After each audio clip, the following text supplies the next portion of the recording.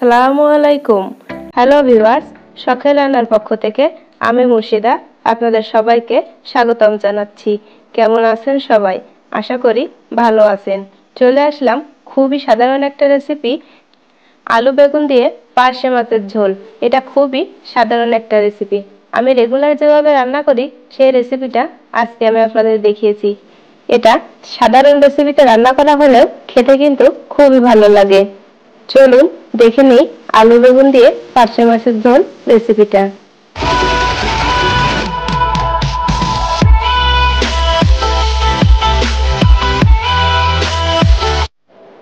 একটা কড়াইতে দিয়েছি পরিমাণ মতো পানি। এখন এর ভিতরে দিয়ে দিচ্ছি স্বাদ মতো লবণ, হাফ চা চামচ হলুদ গুঁড়া এবং 2 টেবিল চামচ কাঁচা ঝাল বাটা এবং রসুন বাটা। আমি ঝাল এবং রসুনটা একসাথে বেটে নিয়েছি। এখন এই পানিটা ফুটে ওঠা পর্যন্ত অপেক্ষা করছি। ঝোলের পানিটা ফুটে উঠেছে। এখন আমরা বেগুনটা দিয়ে দিচ্ছি। আমি এখানে 2টা বেগুন এবং 2টা আলু নিয়েছি। আপনারা কম বা বেশি করে নিতে পারেন। নাড়িয়ে একটু মিশিয়ে দিচ্ছি। এবার একটা ঢাকনা দিয়ে ঢেকে ফুটে ওঠা পর্যন্ত অপেক্ষা করছি। ঝোলটা ফুটে উঠেছে।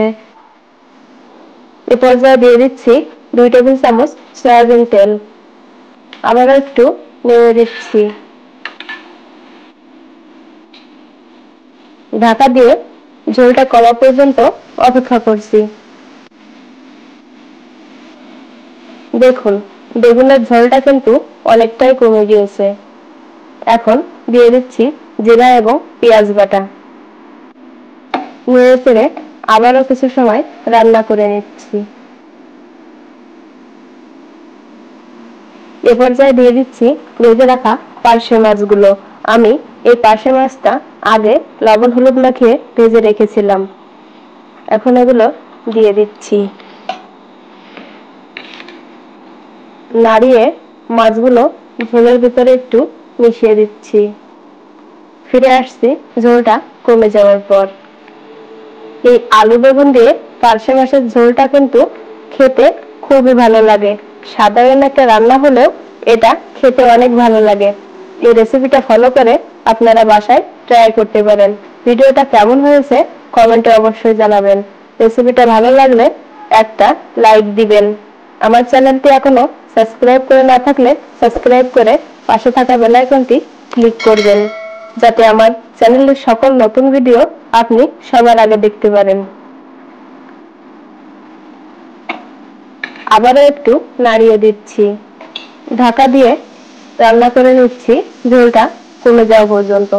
ফিরে আসছি ঝোলটা কমে গেলে।